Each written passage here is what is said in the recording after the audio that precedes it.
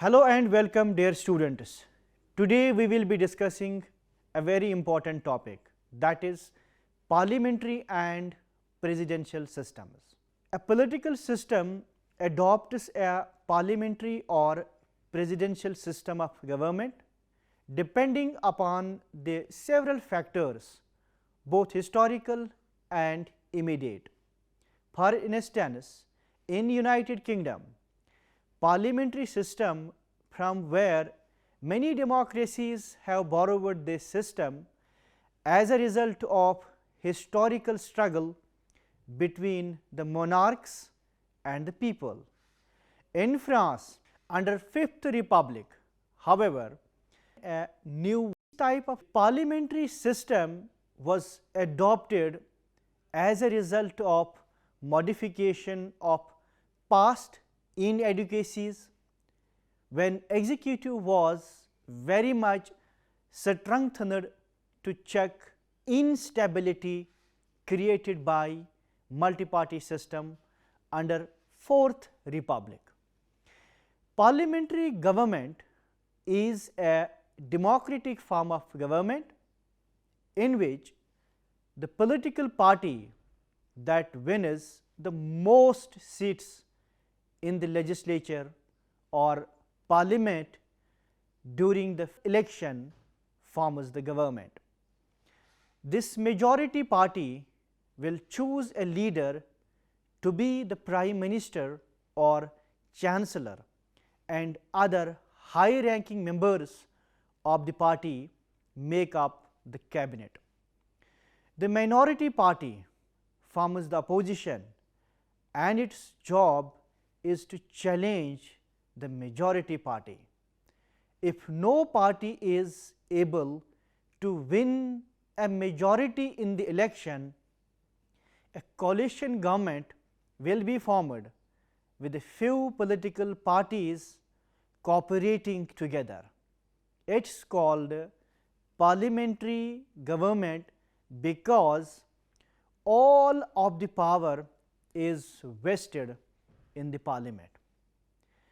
In a presidential system like the United States, the executive branch is separate and the president is popularly elected by the citizens of the nation. In a parliamentary system, the head of the government is chosen from the parliament and is often one of the most senior members or ministers in parliament, which is where we get the term prime minister. Often in a parliamentary system, the country will have a head of state who is a ceremonial figure like the queen, but does not engage in legislating or politics. India, also known as Bharat, is a union of states. It is a sovereign, socialist, secular, democratic republic with a parliamentary system of government. The republic is governed in terms of the Constitution of India, which was adopted by the Constituent Assembly on 26th November 1949 and came into force on 26th January 1950. The Constitution provides for a parliamentary form of government which is federal in structure with certain unitary features. The constitutional head of the executive of the union is the president. As per Article 79 of the Constitution of India, the Council of the Parliament of the Union consists of the President and two houses, generally known as the Council of States, that is Rajya Sabha, and the House of the People, that is Lok Sabha. Article 74, Clause 1 of the Indian Constitution provides that there shall be a Council of Ministers with the Prime Minister as its head to aid and advise the President, who shall exercise his or her functions in accordance to the advice. The real executive power is thus vested in the Council of Ministers with the Prime Minister as its head. The term presidential government was originated in the Great Britain before American Civil War and referred to the government system prevalent in former colony the United States. Walter Bagehot had used this term in 1867 while referring to the English Constitution to distinguish presidential system from the British parliamentary or cabinet system. Presidential system, on the other hand, is that system in which the executive, including both the head of the state and his ministers, is constitutionally independent of the legislature in respect to the duration of his or their tenure and responsible to it for his or their political policies. In such a system, the chief of the state is not merely the titular executive, but he or she is a real executive and actually exercises the powers which the Constitution and laws confer upon him. In this system, the President enjoys real powers of the government. He is not responsible to the legislature for his administration and policies, while the presidential system of government in modern times is mostly associated with the United States. It is important to know that the Americans invented the presidential system in 1787 to replace their decade-old fraying structure. After gaining independence, the 13 American colonies lived under the Articles of Confederation, but that provided a weak central government and lacked a fair system for interstate cooperation. The Union began to fall apart. The founders knew they had to come up with a better system. Having lived under the British Constitution all their lives, they knew the parliamentary form of government was not the answer. They devised a revolutionary new system of strong but non-oppressive governments. The presidential system grants limited powers, empowers state governments, separates the three branches into different institutions, enables the minority to make laws, grants judiciary the power of review, and above all gives the people a direct say.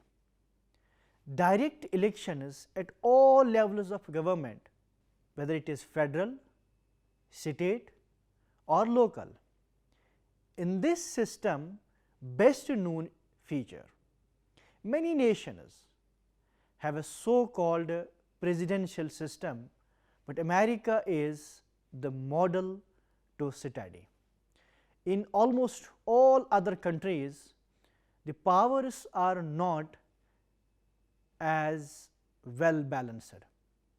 The American system is not difficult to understand or replicate.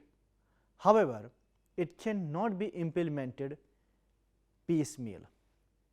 Since it relies on institutions and their checks on each other, the structure of every institution is equally important. Dear students, let us now talk about the important features of parliamentary system.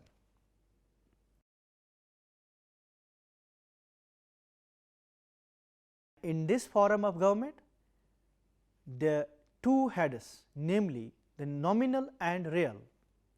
The nominal head is one who, though head of the state, is not head of government.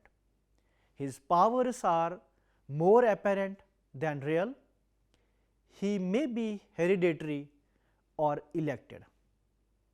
Then in parliamentary system there is a provision of collective and individual responsibility.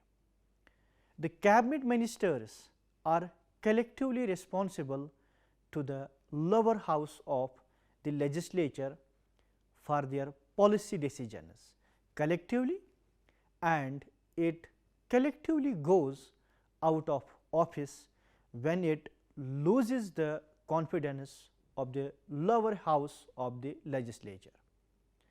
Now, our important feature is close relationship between legislature and executive. The Prime Minister along with the Council of Ministers forms the executive and the Parliament is the legislature. The Prime Minister and the ministers are elected from the members of Parliament, implying that the executive emerges out of the legislature. Then another important feature of the parliamentary system of government is dual executive. In dual executive, there are two executives, the real executive and the titular executive. The nominal executive is the head of state, generally president or monarch, while the real executive is the Prime Minister, who is the head of government. Another important feature of this government is secrecy of procedure. A prerequisite of this form of government is that cabinet proceedings are secret and not meant to be divulged to the public. Then there is a feature of leadership of the Prime Minister. The leader of this form of government is the Prime Minister. Generally, the leader of the party that wins a majority in the lower house is appointed as the Prime Minister. One more important feature of this form of government is the rigidity of party discipline. In a parliamentary government, the party discipline is rigid. The members of a political party, whether in power or in opposition, are required to defend and support the stand of their party on any issue, both in the legislature and outside. Then in this form of government, there is a provision of bicameral legislature. Most parliamentary democracies follow bicameral legislature.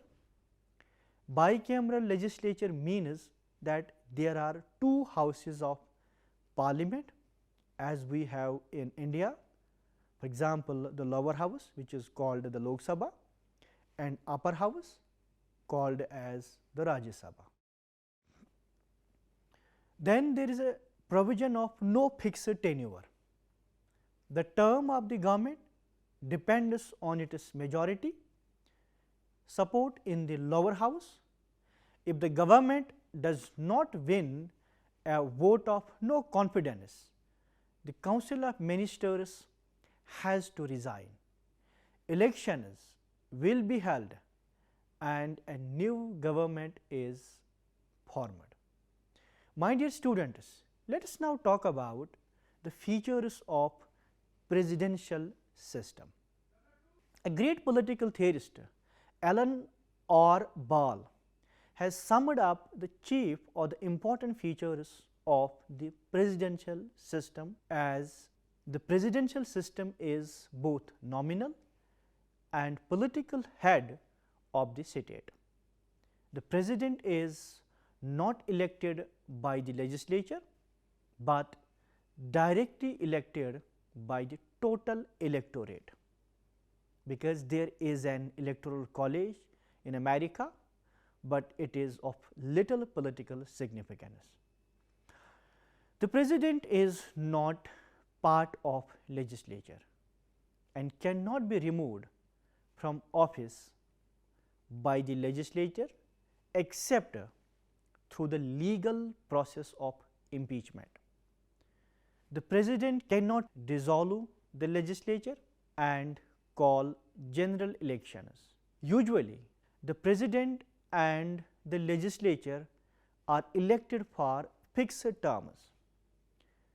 Besides, we can add, in a presidential government, the president and his secretaries are not responsible to the legislature. The legislature cannot remove them through a vote of no confidence. However, an adjournment motion or a censure motion cannot be brought against them. The president and his secretaries are not the members of legislature and they do not attend its sessions. The executive, that is the president, can veto acts by the legislature. Generally, the president has the power to pardon or commute judicial sentences awarded to criminals. Let us now briefly talk about the merits of parliamentary and presidential systems of government. Some of the merits or some of the important advantages of parliamentary system are: the parliamentary form of government is marked by cooperation between the legislature and the executive. Accordingly, the cabinet can get its measures passed promptly by the legislature. This form of government cannot become autocratic, since ministers are responsible to the legislature. They are answerable to the legislature for their actions. It provides an alternative government in case the majority party loses its majority in the legislature. The opposition party may form the government, but it must prove its majority in the legislature. A parliamentary form of government has the advantage of flexibility, because people can easily change the government and sometimes they may choose a leader to meet a particular emergency. During the Second World War, Winston Churchill replaced Chamberlain as Prime Minister in England without any difficulty. The members of the legislature can ask questions and discuss matters of public interest and put pressure on the government. The Parliament can check the activities of the executive. Let us now briefly discuss the merits of presidential system. The advantages or the merits of presidential system can be discussed like there is a separation of powers and efficiency of administration is greatly enhanced since the three arms of the government are independent of each other. There is a government by experts since the executive need not be legislatures. The president can choose experts in various fields to head relevant departments or ministries. This will make sure that people who are capable and knowledgeable form part of the government. This type of government is suitable since the term of the president is fixed and not subject to majority support in the legislature. He need not worry about losing the government. There is no danger of a sudden fall of the government. There is no political pressure on the president to make decisions. There is less influence of political parties. Political parties do not attempt to dislodge the government since the tenure is fixed.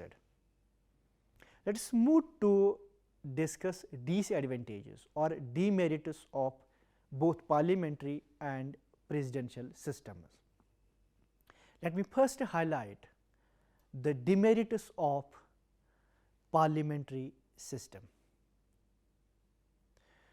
The demerits of parliamentary system are it violates the theory of separation of powers and leads to the concentration of legislature and executive powers in the hands of the cabinet. This may result in tyranny. Sometimes it is described as cabinet dictatorship, since there is no genuine separation of powers. The legislature cannot always hold the executive responsible. This is especially true if the government has a good majority in the House. Also, because of anti-defection rules, legislatures cannot exercise their free will and vote as per their understanding and opinions. They have to follow the party whip. In the parliamentary form of government, the executive takes part in lawmaking and the legislature sometimes interferes excessively and unnecessarily in administrative matters. This may result in confusion as well as inefficiency of both the legislature and the executive. When no party is in a position to get clear majority, coalition government comes into being. Its existence generally is short and at the same time it may not be efficient. Since the governments sustain only as long as they can prove a majority in the House. There is instability if there is no single largest party after the elections. Coalition governments are generally quite unstable and short-lived.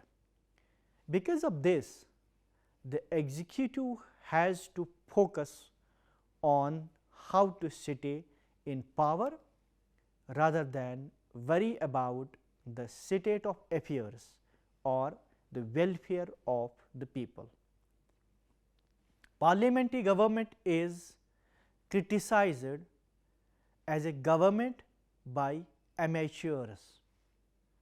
The ministers lack knowledge of the portfolios they hold, make them heavily dependent on the civil servants. So, therefore, such a government becomes a bureaucratic government in practice. The parliamentary form of government tends to become election centric. Each political party only aims at winning elections. They manipulate the voters, which lead to what is popularly known as vote bank politics. Then we have demerits of presidential system. The demerits of presidential system are this is often described as less responsible government, since the legislature has no hold over the executive and the president, which is the head of the government, can turn authoritarian. There is likelihood of deadlock between the executive and legislature. Since there is a more strict separation of powers, there can be frequent tussles between both arms of government, especially if the legislature is not dominated by the president's political party. This can lead to erosion in efficiency because of wastage of time. Presidential systems are often accused of being rigid. It lacks flexibility. The system gives the president sweeping powers of patronage.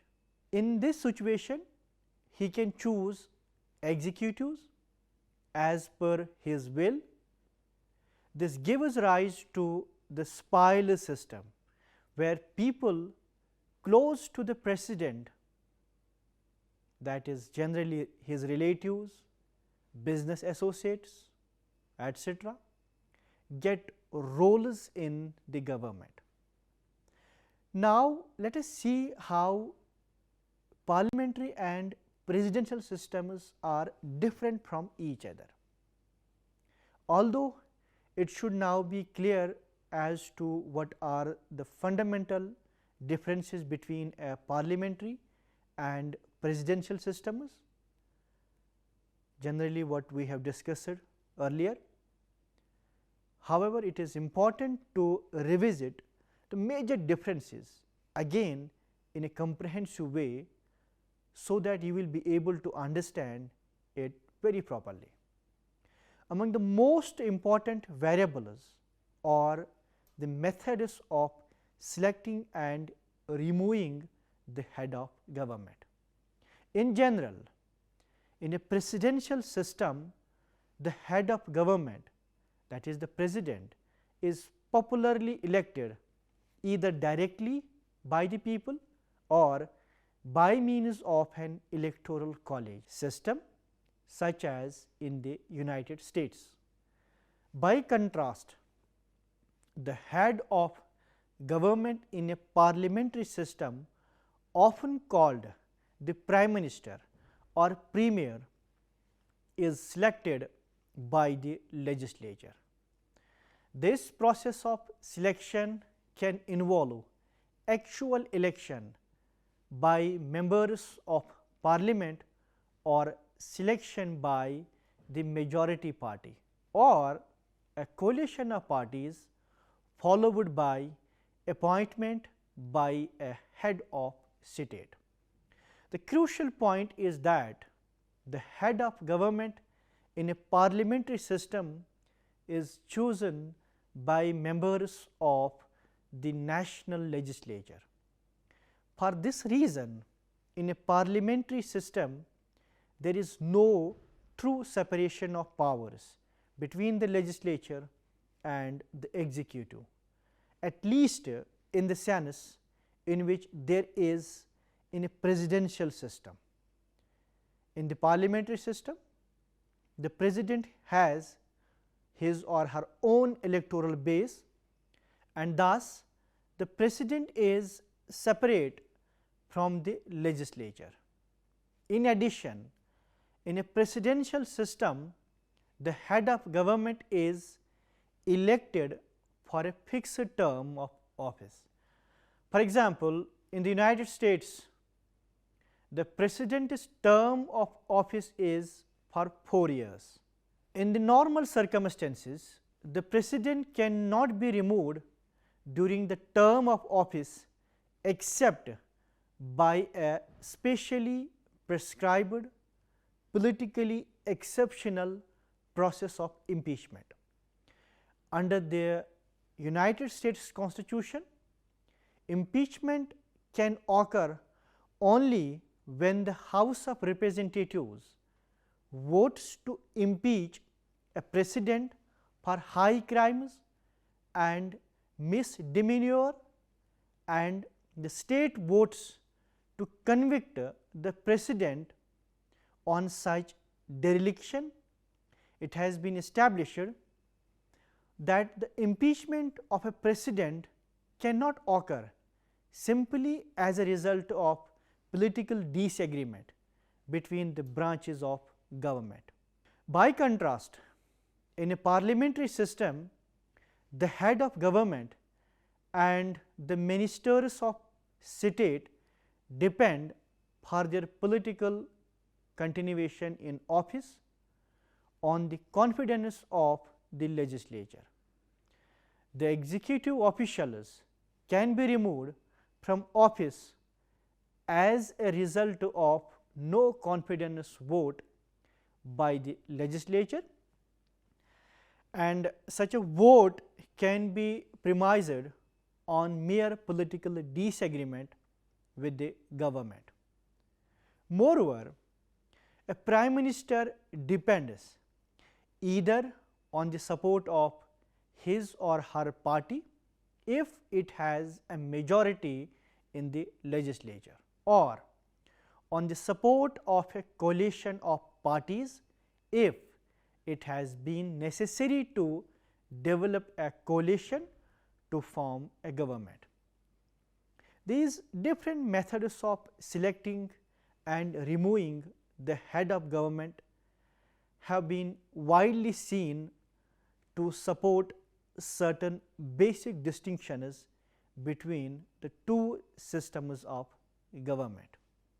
In particular, the parliamentary system involves a certain fusion between the legislature and executive branches of government. Also, the supremacy of parliament is often viewed as characteristic of the parliamentary system. After all, if the parliament can select and remove the head of government, it would seem to follow as a logical matter that parliament is supreme. Then there are certain arguments in favor and also in against the parliamentary and presidential systems.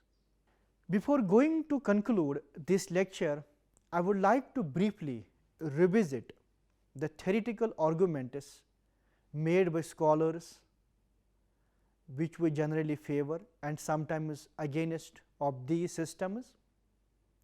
A leading writer on the relative merits of presidential and parliamentary systems is Joan Linz.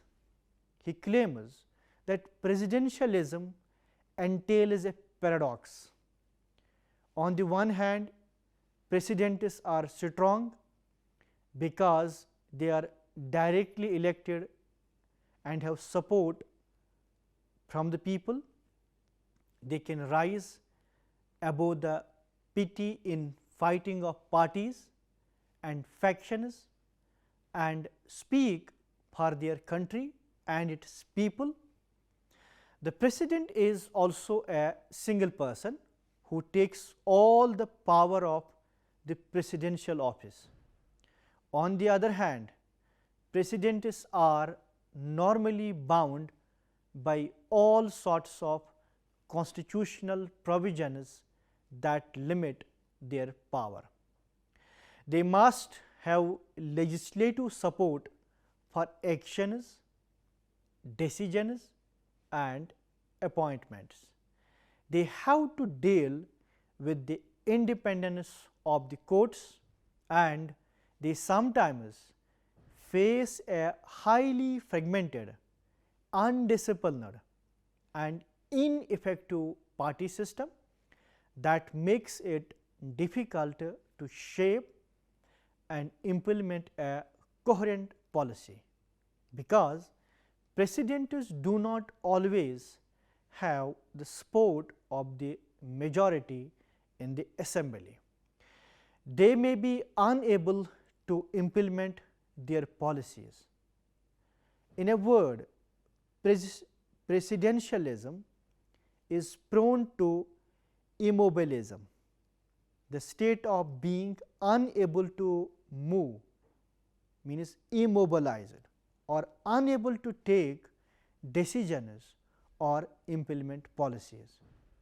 In addition, unlike parliamentary leaders, presidents have a fixed term of office, which means it can be difficult to remove an unpopular president, but also mean a sharp break in policies when a new one is elected. According to Lenz, parliamentary systems are more conducive to stable democracy. They are more flexible and adaptable because they do not impose the discontinuities of fixed terms of presidential office. Since the political executive is rooted in the majority party of the assembly or in a coalition of parties, it is based on compromise and bargaining within or between parties. And since parliamentary executives are not limited to 1 or 2 terms in office, they can maintain a degree of continuity. The party leader may be replaced, but the party or coalition may continue in power.